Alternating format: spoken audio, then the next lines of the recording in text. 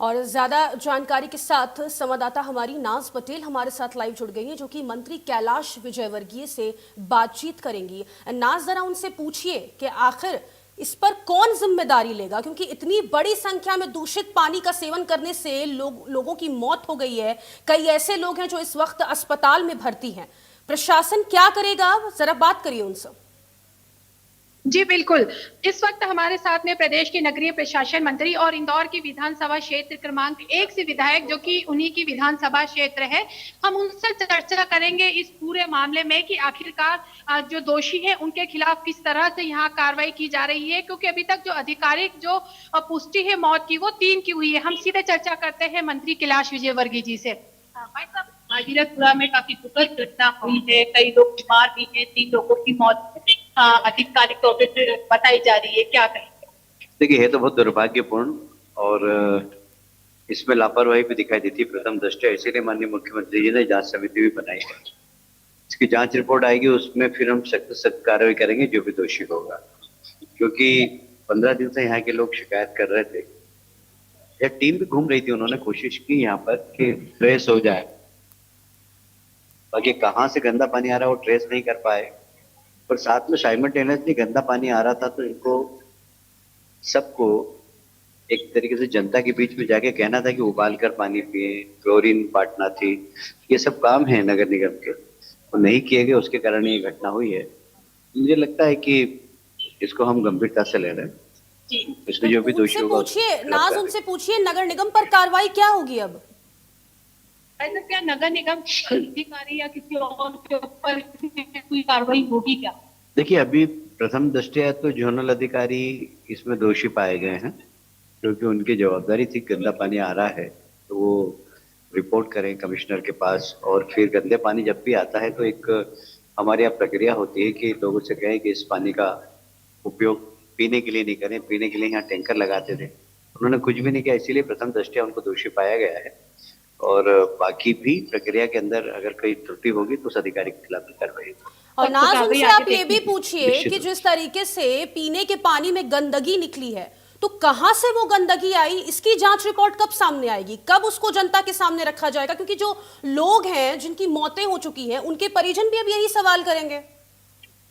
जी, studio से सवाल ये आ रहा है कि ड्रेनेज लाइन है जहां से भी ये लाइन लीकेज हुई है, क्या इसका पता लगा कि क्या उनके खिलाफ भी कार्रवाई होगी या इसकी रिपोर्ट कब तक आएगी, क्योंकि दूषित पानी की सैंपल भी लिए गए हैं?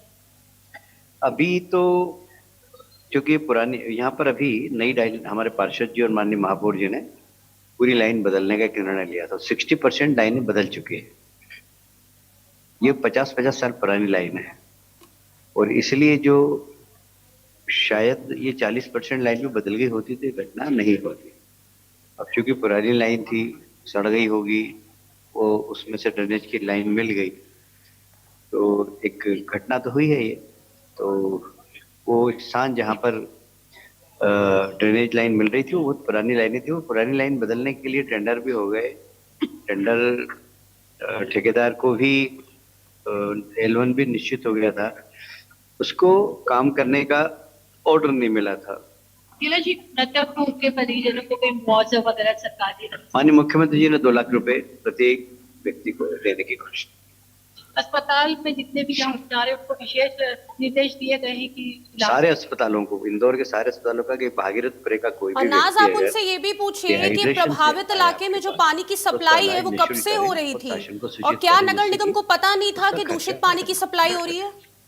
जी, हम देखते हैं कि कई लोग आपसे यहाँ पर मिलने भी आ रहे हैं, मुलाकात भी कर रहे हैं। इस तरह की समस्या, ये परेशानी आपके सामने रखती है, तो उनका निराकरण। देखिए, अब छोटी छोटी समस्या, नगर निगम की तो छोटी छोटी समस्याएं होती है।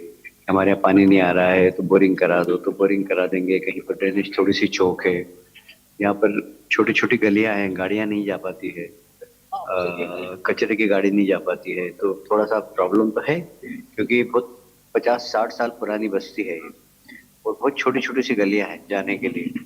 यदि कहीं आग लग जाए तो फायर ब्रिगेड की गाड़ी नहीं जा सकती। अगर आप उसको चौड़ी करें, हटाएं इसको, तो उनके पूरे मकान ही चले जाएं। छोटे छोटे से प्लाट में लोगों ने उस समय बना ली नाले के किनारे, और खरीद लिए 5-5, 10,000 रुपए में। 50 साल पहले प्लाट बन गई, तो बिल्कुल अवैध कॉलोनी थी ये। हमने हमारी सरकार आने के बाद हमने यहाँ पर डेवलपमेंट किया है, पानी की पाइपलाइन डाली है, ड्रेनेज लाइन डाली है, बाकी भी सब हम काम कर रहे हैं।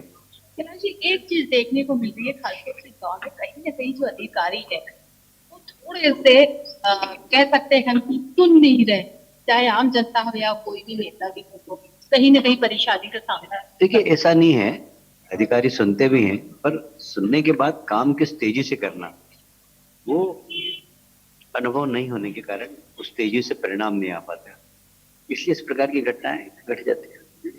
नाज, उनसे पूछिए कि ये जो घटना घटी है उसके उस पर बाद केंद्रीय अधिकारियों नगरीय को क्या प्रशासन दिशा मंत्री निर्देश कैलाश दिए गए विजयवर्गीय हैं जी, ताकि भविष्य में जिन्होंने ऐसी कि बात अभी में इंडिया न्यूज़ लापरवाही से ना यहाँ हो। पर बातचीत नाज, की और आवाज उनका पहुंच रही है यही आपके कहना पास? है कि आगामी दिनों में, आने वाले दिनों में जो भी दोषी है उनके खिलाफ सख्त कार्रवाई की जाएगी, और साथ ही जो भी नगर निगम के अधिकारी हैं जिन्होंने शिकायतों का अनसुना किया है उसको लेकर भी यहाँ पर सख्त कदम देखने को मिलेगा।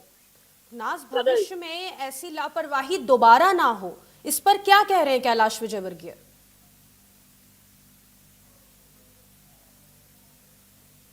आवाज पहुंच रही नाज आपके पास मेरी?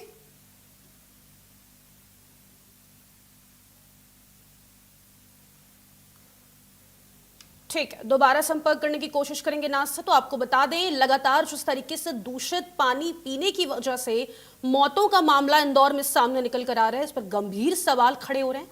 आपको बता दें, इस वक्त हमारी संवाददाता कैलाश विजयवर्गीय जो कि मंत्री हैं, उनसे भी बातचीत कर रही थी। उनका कहना है कि जो दोषी अधिकारी पाए जाएंगे उन पर कार्रवाई होगी, और यहाँ पर सरकार की तरफ से परिजनों को, पीड़ित परिजनों को 2-2 लाख रुपए मुआवजे देने की भी बात कही गई है।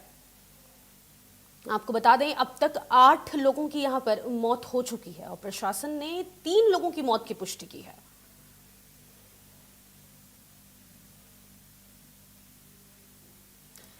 इस बुलेटिन में फिलहाल के लिए इतना ही। मुझे दीजिएगा इजाजत। नमस्कार।